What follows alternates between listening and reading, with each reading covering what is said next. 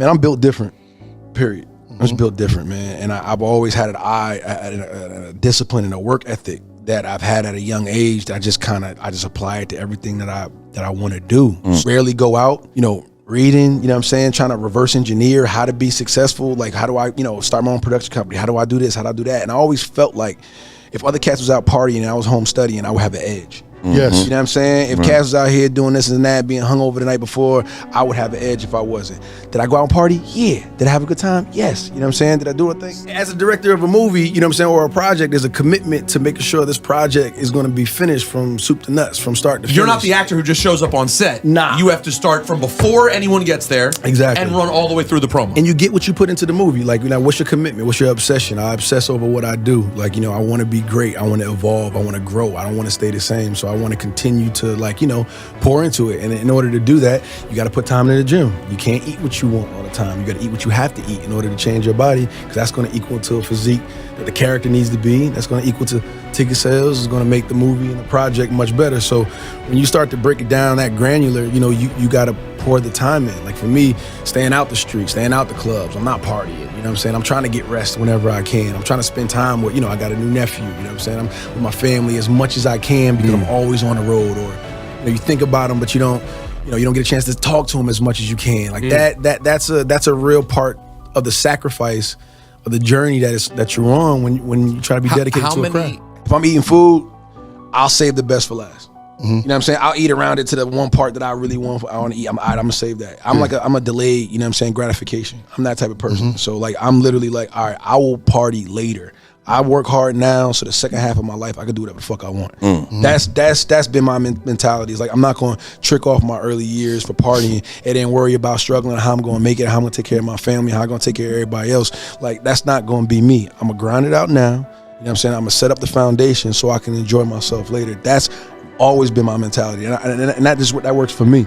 This is why Creed 3 was so important to me, you know what I'm saying, and like telling the story, because that survivor's guilt, you know what I'm saying, that like, do you deserve your blessings? You know what I'm saying? Imposter syndrome. Those are all things that I've experienced and went through coming through where I come from where I come from. That's why I used to work so hard. I'm like, nah. I booked this job and then I booked the next one and I booked the next one. Like, why not this person and that person? I can't go out and party. I got to keep grinding. I got to make myself like feel the hard work. So I would like grind it out. You know what I'm saying? The discipline, like that gave me a sense of me deserving the blessings that I got. Right. That's what kind of kept me locked in. So I say that to say, there's been a lot of Hollywood cats. Yeah, we'll talk later. Cool. But there's a lot of cats that followed up. Yeah. There's a lot I followed up again. You know what I'm saying? Yeah. Somebody said, "Oh, we'll we'll meet up later for lunch." Yeah, he hit my people. Cool. I went out, found who they people was, and reached out to him and said, "Hey, look, your man said X, Y, and Z. I'm following up." Oh, snap. Cool. Don't get an answer. I show up to the office. Cool. I'm that type of cat. You know what I'm saying? So like, that was the mentality always been. I wasn't waiting on nobody to give me anything. So to all the youngins out there that's listening, you can't accept no for an answer. No, you cannot. No only means next opportunity. Yep. What is your current state of mind? Extreme ambition. I think I'm always like thinking about what's next. What's the next thing for me to solve. I like problem solving. I like challenges. I like raising the bar from one thing to the next. I think that's it's a gift and a curse right now, especially from like this pandemic being kind of slowed down a lot naturally. I think I'm even more like ready to kind of like get going. You gotta be obsessed about something. You know what I mean? Like, people cast around, they're so distracted with so many things. With social media, it's the worst, bro. It's the worst thing ever. And there's obviously a lot of benefits to it, but at the same time, it's a lot of distraction. Move in silence is another one. You ain't got to announce everything that you're doing. You just move quietly. If you're the quietest person in the room, the smartest. Do that. I spent 3 years of my life, man, making this movie. Say that again. 3 years of my life making this movie. And I'm glad you're saying that, because we live in a world where everything supposed to happen right now. Like, Instagram got everybody like, right now. Yep. You'll have a person that say, "Damn, I got a camera, I could do what he do." Normally I'm in I'm in and out like maybe 6 or 7 months. You know what I'm saying? As far as like prep, move down there, shoot the movie, and I'm gone. I can move on to the next project. But for this one, from like the whole process of like creating a story, building a story, set design, the fights, designing everything, and in the pandemic, going down there, pre-production, scouting, shooting, editing, marketing now, and now I'm at the tail end of the press run, you know what I'm saying, getting ready to the movie to finally get out, man. Yeah, man, it's been 3 years, and you have to obsess over it. Nobody cares more than you about everything. So you got to fight for everything. You got to, like, making the movie is a fight. You got to fight for your ideas. You got to fight for your vision. You got to fight. There's so many.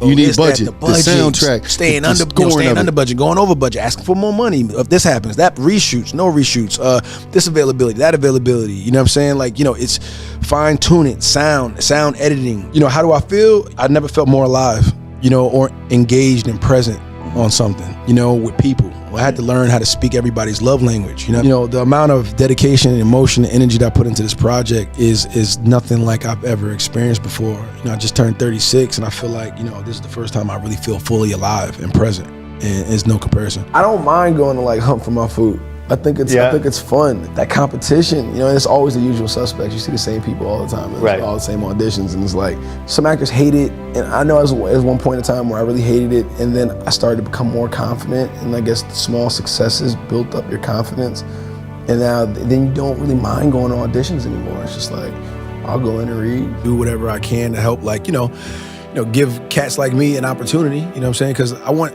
When you make it out, you know what I'm saying, the hood or wherever you're from and stuff like that, and you go on to do, you know, bigger things, you know, you always got to remember there's another kid like you that's looking at you, and you're the example of, like, what can be. So I just want to make sure they can always touch that and be like, all right, you know, I can still do the things that Mike might be doing. Every moment that you get, make the most of it. You know, life is short. When you have a limited amount of time with the people that you love and the things that you love to do, so make it worth it and make it count. So that's what I carry with me as I move forward. So, you know, life's short. You know, and I think maybe this past year I've thought about it more times than not. You want to do the most you can and get the most out of the time that you have, and make it count. You know, live your dash. You know what I'm saying? It's kind of like, you know, you're born in, you know, 87 dash. You know, whatever you're gonna expire. You know what I'm saying? Just live it. Live that space. You know, that's something.